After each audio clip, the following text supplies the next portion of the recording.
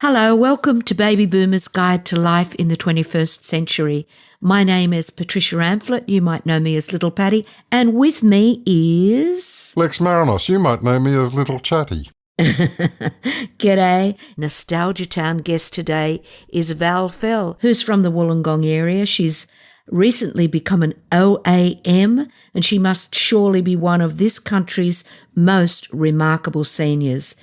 At 93 years young, she's the oldest person studying at an Australian university, and she spent the best part of her life as a tireless campaigner for the rights of our senior citizens. Val was awarded the Medal of the Order of Australia this year, and her decades-long commitment as a community volunteer continues today.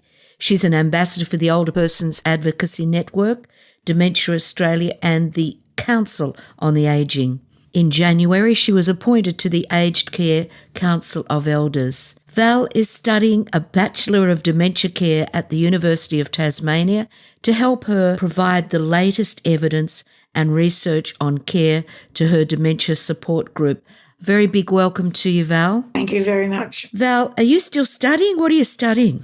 Actually, Patricia, I would like to say at the moment I'm studying dementia care, but at the moment I'm taking leave of absence for the simple reason that I have so much on, I can't fit it in. So I'll go back to it when I have the time. Of course you will. And when I read out what you do and all your appointments, I was wondering how on earth does she study at uni? So you can always go back to it, and that's lovely. You've been involved in dementia advocacy for many years around the Illawarra area of New South Wales. Could you tell us what influenced that interest? Well, I had my first look at dementia, or Alzheimer's at that stage, it was generally called, in the 1960s, when my eldest brother-in-law was diagnosed with possibly having a nervous breakdown, because we didn't know very much about Alzheimer's at that stage. But a short time afterwards, he was diagnosed with Alzheimer's, and he lasted for quite some time. And although that I wasn't living with my sister and her husband, I obviously was able to observe what happened. Then the same thing happened with a younger brother-in-law. Remember, I'm the 8th person in a family of 11, so there were quite a few brothers-in-laws around. He also was diagnosed with dementia, although originally he was diagnosed with tinnitus. But this was sort of because of the changes in behaviour of both gentlemen. Their journeys were different, but, there were sort of underlying things there that were obvious. And then my husband was diagnosed in 2006 with dementia. I looked after him at home for quite some time. He passed away in 2013. By that stage, I had started to, because he spent the last couple of years in a nursing home, I began to arrange a dementia carers support group, which is still running. And that's one of the reasons I started to study, was I thought it would be, or the people in the group would have more confidence in what I was saying if they knew I had some academic knowledge as a background. I had already been a part of dementia, or it was then, in those days, it was called Alzheimer's Association. But in 2017, I think it was, it merged and all the states came together, and it was called Dementia Australia, because dementia is an umbrella word which covers all forms, and there are many of them, of dementia. I just went on to, first of all, it was just with Dementia Australia, and then somebody from COTA rang me and asked me if I would help with doing peer support for groups of older people, talking about various programs that COTA were running at the time. And then more recently, I was asked to join OPAN, the National Older Persons Reference Group section. And then this year it became the Council of Elders. So it's been a continuous thing. And Val, prior to that, your encounters with your brothers-in-law and your husband, had you had experience in the caring industries previous to that?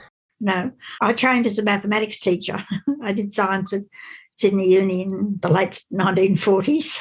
I was a teacher for 3 years at Skeggs at Moss Vale. It doesn't exist anymore, but it was there then. And then in 1953, a friend and myself, and I had met at the university, we had decided that we would go overseas. So we went to London and we lived there for 2 years.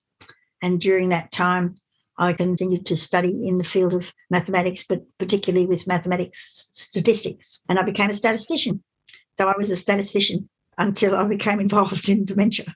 Okay. You were awarded the Queen's Birthday Honour in the year of the Platinum Jubilee, and we all agree, long overdue by the sound of it. That timing was especially poignant for you, wasn't it? Yeah. Tell us why. That's when Mary and I arrived in London at the beginning of 53, after spending 5 weeks on board a ship to get there because we didn't fly in those days. We managed to get seats on the embankment. Wow. After she was crowned, and we saw them all come down.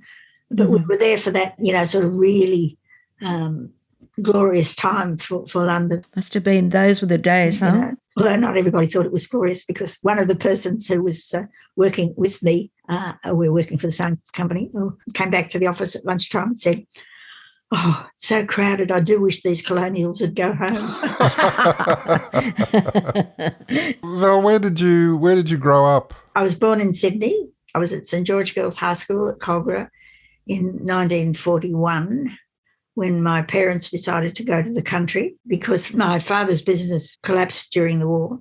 And so he was offered a job in Mudgee. So I did the latter part of my high school education up in Mudgee. And then I came back to Sydney to go to uni in 1946, after leaving in 45 up there, and came back to Sydney. And I stayed at the Country Women's Association Students' Club at King's Cross, of all places. How wonderful. Were there many servicemen around at the time? No. You know, what about the Yanks? They were over here, overpaid and oversexed, weren't they? That was slightly different then. Okay.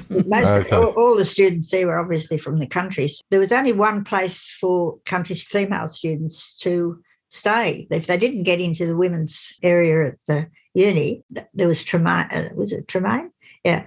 And then the country women's people started this off. It only lasted for a couple of years, and then the building was sold. And Val, you mentioned the period, and you know that it was the time of the Depression, followed by the Second World War.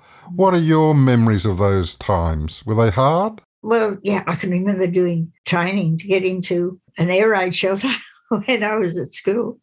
That was quite fun. But apart from that, I was probably too young to remember a lot of it. But no, we moved around and a bit. My family moved quite often in various places in Sydney. But the reason for going to the country was my father was a bit of an entrepreneur, and he had spent, the eldest part of my family had spent some time in New Zealand, where Dad was the advertising manager for the Christchurch and Littleton Times. And they stayed over there. Must have been about 6 years, because they had 3 children while they were over there. And while he was there, he became very interested in promoting New Zealand and that kind of thing. And he began possibly the first person to start what they call package tours. He used to take people from Australia to New Zealand, and he organised the whole thing. Would take them all around New Zealand, and then he would bring New Zealanders back to Australia and do the same thing. So he ran that for quite some time in conjunction with both the New Zealand government and the New South Wales government. So that stopped, of course, when the war